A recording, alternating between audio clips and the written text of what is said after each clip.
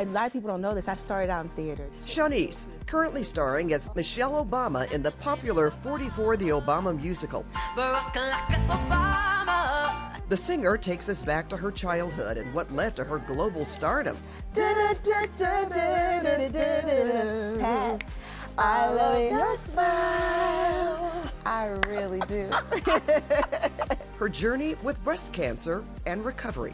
For people who are afraid to get tested, don't be afraid. Don't be afraid, please. Like, early detection will save your life.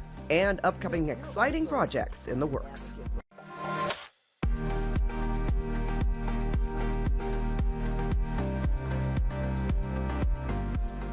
Welcome to The Conversation with Pat Harvey. I'm Pat Harvey, and in this new series, I will dive into various topics and issues with my guests in a more intimate and unfiltered setting. My guest today is a Grammy-nominated artist, songwriter, actress who has been making people around the world smile for more than 3 decades. Please welcome Shanice. Shanice. Hello, Pat. Oh, thank you so much for being here. Thank you for having me. Oh, of course. Thank you. Now, we've got a lot to get through because I want to make sure that people know who you are. We reconnected at the Pink Pump event, which we'll talk about later. Yeah. But after reading about you, you have been in entertainment for a long time. Since I was a baby, pretty much. Yeah. Yes. You started doing commercials as a kid. I am originally from Pittsburgh, Pennsylvania, and we moved to California when I was like 8 years old. My mom and my aunt put me on the Greyhound bus. We left Pittsburgh, went to California, and when I got to California, I was like, I want to sing, I want to act, So they got me a commercial agent. I went on my first audition and booked it, and it was to scat with Ella Fitzgerald in the Kentucky Fried Chicken commercial. You were 8 years old. I was 8 years old scatting with Ella. So, Shanice, was it something that happened in Pittsburgh, though, that made you want to sing or knew you could sing? Or was it, you know, you moved out here to the land of, well, this is Hollywood. This is what I should be doing. You know what? It started in Pittsburgh. My mom and my aunt had a group, and they put me on stage with them when I was like 3 years old. And I think my song I sang then was like "Last Dance" by Donna Summers. Yes. And and I've been wanting to sing ever since. Wow. I didn't know your mom and your sings. your mom and your aunt. They had a group too. Yeah. So that's where I got it That's from. where it came from. Yeah. Now, you had an album at 14. That was your first album. My first album was at 14. I mean, I got signed at 11. By who? John McClain, who used to be, he was an executive at A&M at the time. He's now over Michael Jackson's whole estate. But he heard me singing a musical when I was 11 years old. First, I won Star Search at 11. Oh, you were on Star Search. I won Star Search. Then I did a musical, and John McClain, I was singing Somewhere Over the Rainbow, and John McClain heard me sing and signed me when I was 11 years old. And it was so hard to find music for an 11-year-old. So it took like, I didn't come out till I was 14, but I was recording all those years because we were trying to find the right direction. Immediately, I went in the studio with Tina Marie. She was the first producer I worked with at 11. I worked with New Edition. Two of the guys, Ralph and Ricky from New Edition, did a song with me. I worked with Dick Rudolph, who is Minnie Riperton's widower. He was my executive producer for that project. Oh, and you sing a song of hers. And I did love, I love Loving You. But I started at 11 years old professionally. Now, did you write the songs for the album? You know what? The first album I didn't. But my second album, which was Inner Child, and that's the one I Love Your Smile is on, I co-wrote like majority of the songs on that album. That is just really amazing. So you really did start literally as a baby. Yeah. And so we've gone through what got you started, your mother and your aunt. What I just found out, and which really makes sense, you were also on Broadway. Yes, and tell us about that. You played Eponine and Les Miserables? I played Eponine and Les Miserables, and that was in the 90s. And I was the first African-American to play Eponine on Broadway. It was an all-white cast, and I was the first like African-American to play Eponine, so that was a big deal for me. And I'm glad I did it, but a lot of people don't know this. I started out in theater. Chip Fields, who is Kim Fields' mom, she put me on stage for the first time at like 9 years old. I was in a play playing Kim Fields' little sister. Yeah. So I started out doing theater. But you know, to me, and this is probably just my opinion, but I just think people that are theatrically trained, that is really a gift. And if you can perform live on stage like that, Yes. memorize lines, what would you say? You're the professional. The difference in performing live theater and then going into a studio and recording. I mean, if you can do live theater, you can do anything, because when it's live, like, there's no room for mistakes. And if you do make a mistake, you have to keep going. You know, mistakes happen. Yeah. And you just have to, you know, keep going. And there's times when a cast, you know, a member might forget their line and I have to jump in and help them, or I might forget a line, they have to jump in and help me. But that's just, it's fun, but it's hard. I feel like if you can do theater, you can do anything. You can basically do anything. Exactly. And I'm also listening to you as young as you were. Schooling, how did you do all of that? How did you manage, you know, Well, maneuver? you know, my mom kept me in, I went to a regular school, but when I traveled, I had a tutor on the road, and then when I would get back back home, I just go right back to school. So I can honestly say I started young, but I still had a normal childhood because I was still around kids my age, and you know, I don't feel like I missed out on my childhood. So I give all credit to my mom for that.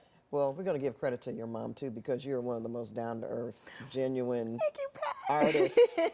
Seriously, Thank and you. you've been honing your craft for a long time. And Thank to you. think of the numbers that we've talked about, how young you were when you got started. You were 18 when you released "I Love Your Smile," and yes. that you had a Grammy nomination. Did you actually perform that song? Yeah, I got Grammy nominated for that song, and it's so funny because I told the record company, I said, "Don't release I Love Your Smile because it's too happy." Like, I was so wrong. I said, Gerald Busby was the president Oh, at yeah. the label. Yes, of Rest in Motown? peace. Yes. Okay, At yeah. Motown. And I said, Gerald, please don't release that song. It's the wrong first single. He said, I'm going to release it, and I'm not changing it. And he put it out, and literally overnight, it just went up the charts. Grammy nominated. I traveled the world. I'm still traveling the world because of that of that song. Well, and So, people even here, when I talked about the name of the song, you know, I've been around for a long time, so I do work with a lot of young people. And when I did a couple of lines, oh yes, I still hear that. I said, yeah, it still has radio play today. That is Yes. such a popular upbeat song. and I still get excited when I hear it on the radio as if it's the first time. And I want to give a shout out to Chris Brown because he did a record called Undecided. He used "I Love Your Smile," the hook, into his song. So now the younger generation, they're familiar with it, all, you know, because of Chris Brown. Too. Yeah, you know what, and that's what I was about to say too, because of using, they use it as the hook. Yes. Yes, for a lot of popular music that we listen to today. Yes. So now you went to play Eponine in Les Mis. Les Mis on Broadway. Then you came back home. At some point, you decided, well, okay, I'm going to have a family. Yeah, I married Flex Alexander in 2000, and I decided to have a family, but I didn't decide to stop singing. Like, I still wanted to have my family and, you know, keep moving along. But when I got pregnant, I'm gonna be honest, the record label, I think they thought that guys wouldn't find me attractive anymore, and I literally, you know, lost my deal while I was pregnant. And then I was, you know, I had a little down period where I just felt like, you know, is it over? Like, you know, and something said, you know what? I get online all the time and I talk to all my fans.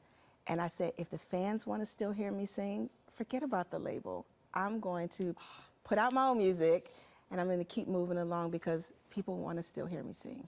And you know, So that's what I've been doing. that's my segue into that is the music business is so different today, isn't it, than it was years before. I Very mean, you different. can actually put out your own music. A lot of love artists it. are doing that. You say you love it.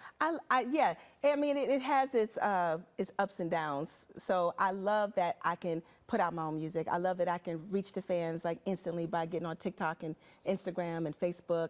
But at the same time, sometimes I'm a little disappointed because we don't make the kind of money, you know, in sales like we used to. I miss when people had to go to the record store and buy the record, you know, and look at the artwork and, you know, and all that and read the credits. And it's different, but it's also a blessing because I don't have to have an executive or somebody tell me, you know, shouldn't do that song, or you shouldn't wear that, or you shouldn't, you know. So it's I have really more like, control. It's like cutting, there you go, like Yeah. cutting out the middleman per se. And probably in the Exactly. record business, a lot of different people. You've worked with, you know, we're talking about financially. Well, Michael Jackson. Yeah. You performed with him? I got to do some backgrounds on like 3 of his records. Wow. So Keep the Faith, You'll Be There, and when he passed, there was a song called Behind the Mask that he yes. recorded a long time ago. They put me on the back, I doubled some of his backgrounds, and then I got to ad-lib with him on the record. So that was Oh, cool. was But that- that song was after he passed. Okay. And that was very difficult for me. I was literally crying in the studio Oh, I because can he had just imagine. passed, and it was really hard, but I'm so grateful that I got to do that. Well, it seems like your whole life has been about music. Was there ever a point where you thought about doing something else? You know what? No. I love music, and I love singing. I love songwriting. I love acting. I love dancing. So it's always been in the arts, you know. But I love makeup too. So I've always said, people would ask me, if you wasn't a singer, like, what would you be? And I'm like, I think I'd be a makeup artist. And we have more to talk about that. Yes. I know you are involved in that. But I Yes. want to go back to you talking about you've always loved singing and acting. My whole life. Okay. Yeah. You're currently starring as Michelle Obama Yeah. in this is hilarious. It's called 44, the Obama Musical at the Kirk Douglas Theater. Runs Yes. through June 22nd. 22nd. We have a trailer that we want Oh, our wow. viewers to watch. Oh, cool. And his name is Obama, Barack Obama. If you get a chance to see the show, do it. This should be Broadway, West End, global. Would recommend the show to everyone and anyone because it's timeless.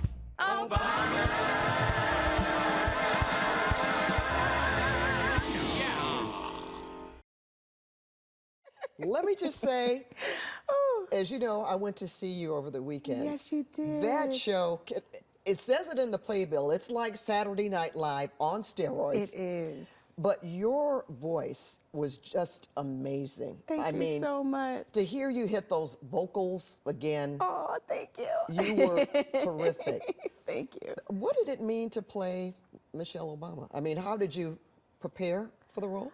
First of all, it's an honor to play Michelle Obama. I love her so much.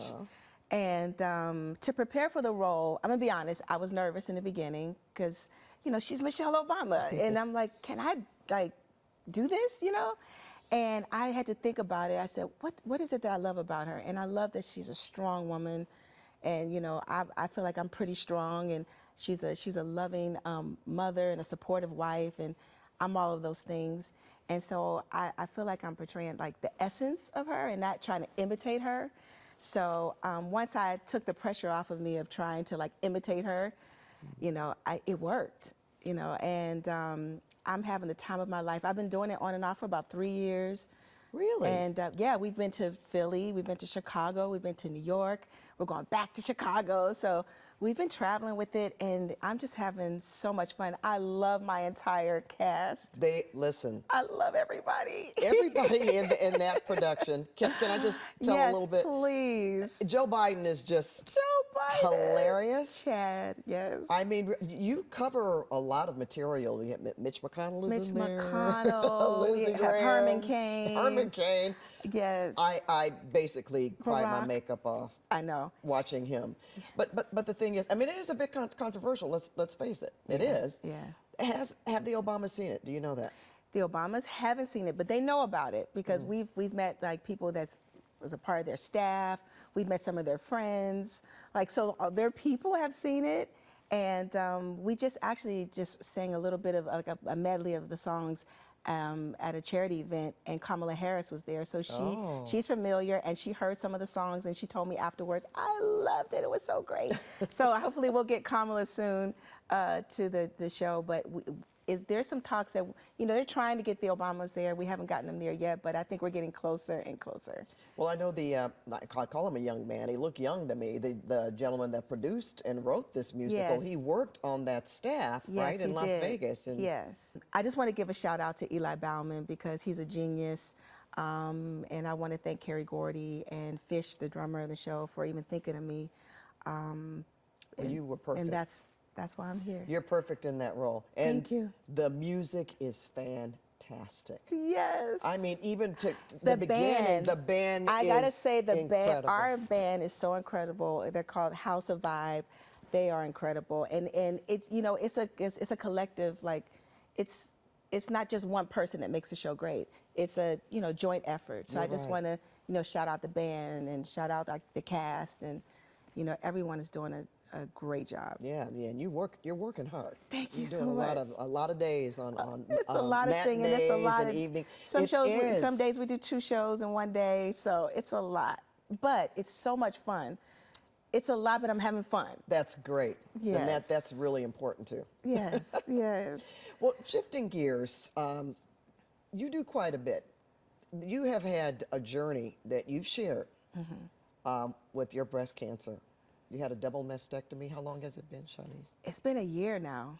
So Just a year. It's just only been a year. But I'm good. I just had a recent checkup, and I'm cancer-free, and I'm going to definitely stay on that, cancer-free. But a year ago, I felt a lump in my breast, and I thought it was a cyst because I would get cysts all the time. So I was like, oh, it's just a cyst. I'm not going to worry about it. But the cyst didn't go away. And I said, you know what, let me get checked. And then I waited 8 years. I wasn't getting checked every year because I had a scare 8 years prior. They thought they saw something. Then they said, no, it's nothing. It's just a cyst. And just the thought of it being something, I was so afraid to get checked that I didn't go back. And then 8 years later, I go, and then they said that I had DCIS, which is in the milk ducts. So, and they said that's precancer.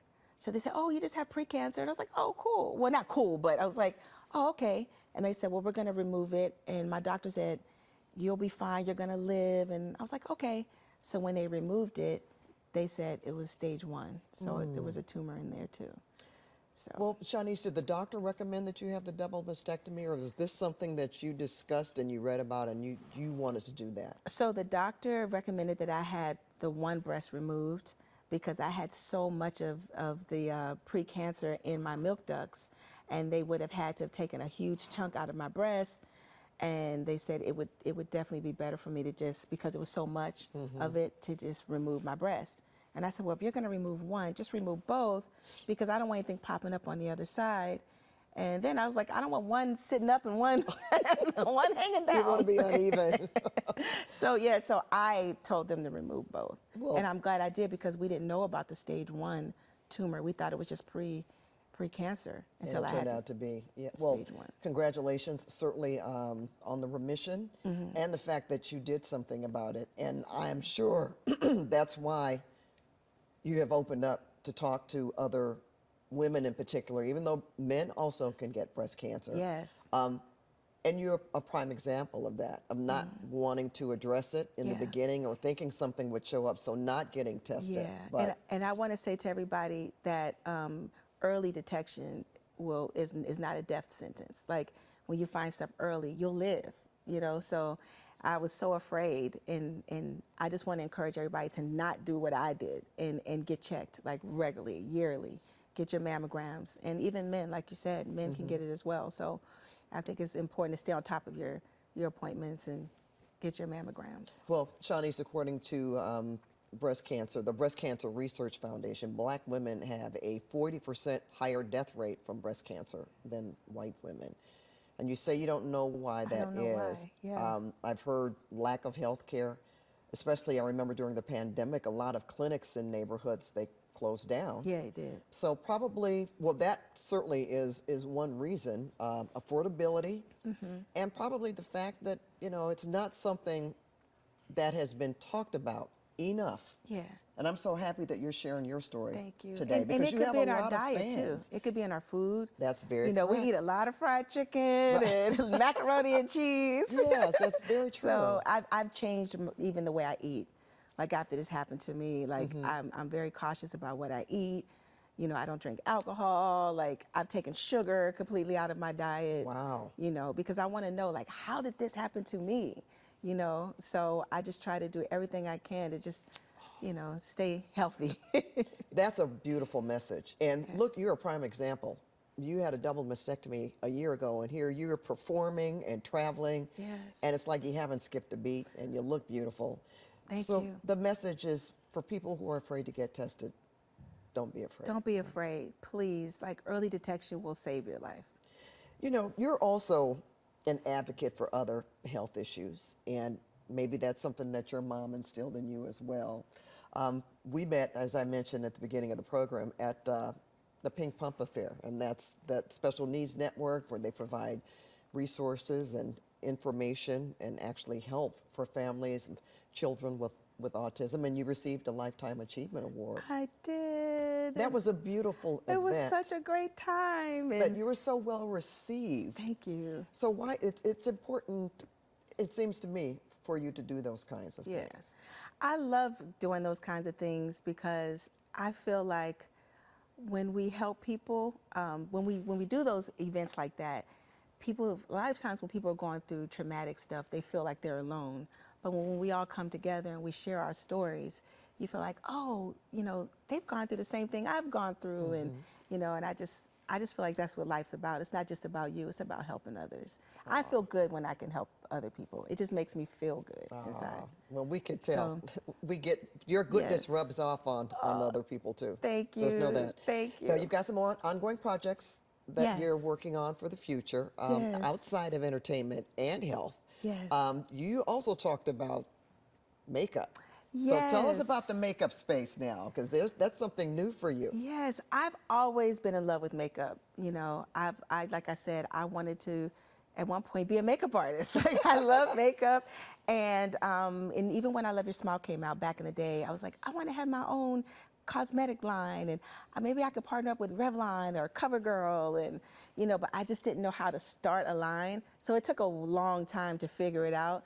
But now I have my own vegan lipstick line called Smile by Shanice. So you can go to smilebyshanice.com and get my lipstick. Wow. And I'm super excited about it. And there's a reason you said vegan, or you chose vegan, I would say, right? Yes. Okay. I mean, I wanted to find something that was, just like more on the healthier side. Okay. So that's why I chose vegan. How you change your diet. And I stopped eating meat. I stopped eating meat, and I'm just trying to, stay on the healthy side. So you're like, you're walking the walk as well as talking the talk. Okay. Yes, We're going to wish you a lot of good luck with that. But you also have a busy year ahead of you. Besides working with the musical and traveling, you do have a new album coming out, right? Yes, I'm currently in the studio recording. I don't have a release date yet, but it's coming very soon. I'm definitely going to have a single out this year for sure. But I'm excited about, my new music. And I've been doing, outside of 44, I just finished a Christmas movie. Oh, dear. Yes, with Kenny Lattimore. So, it's called A Soulful Christmas. So look for that in November. So. Now, do you know who's picking that up? Or? So BET Plus. BET Plus. Yes. All right, that's part of Paramount, that's for sure. Yes. Well, there's so much to look forward to. But, I can't let you go before you drop a little note for us, okay? Okay. Whichever one you want to do. Well, you sing with me? Okay, come on. Okay. Let's go. Pat,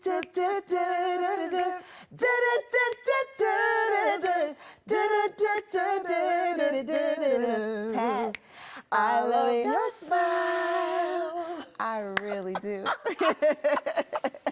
Thank you. I can't believe I just did that. Yay. Thank you Shanice, so much. you are such a... I love you. Thank you so much. Love you too. Thank you for this conversation. And thank you for watching The Conversation with Pat Harvey. Make sure to check your YouTube page for future episodes. And don't forget, go see Obama 44 the musical at the Kirk Douglas Theater, running through June 22nd. Yes. Thank you.